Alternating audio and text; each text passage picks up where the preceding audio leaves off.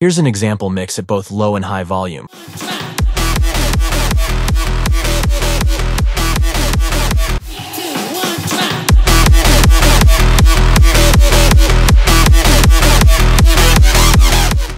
Interestingly, when played softly, the mix seems just fine to our ears. But turning up the volume, it suddenly becomes jarring, even uncomfortable, especially on the first listen. So why does this happen? The Fletcher-Munson curves.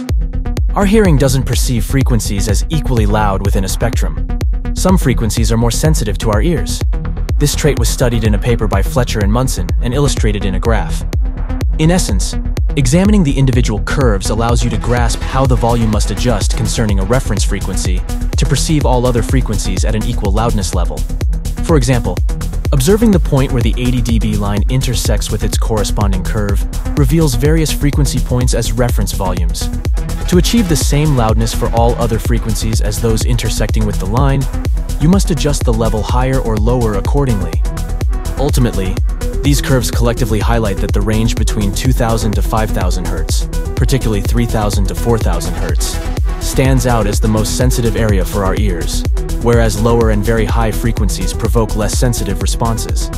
If the 2000 to 5000 Hz range is excessively loud, it can prove discomforting for listeners at higher volumes, even though the mix might sound fine at lower levels. Additionally, monitor settings play a crucial role. For instance, if your speakers accentuate the bass or dampen the highs, you might not perceive the 3000 to 4000 Hz range as problematic, but other listeners with a different setup could find it disturbing. Therefore, two essential practices come into play here.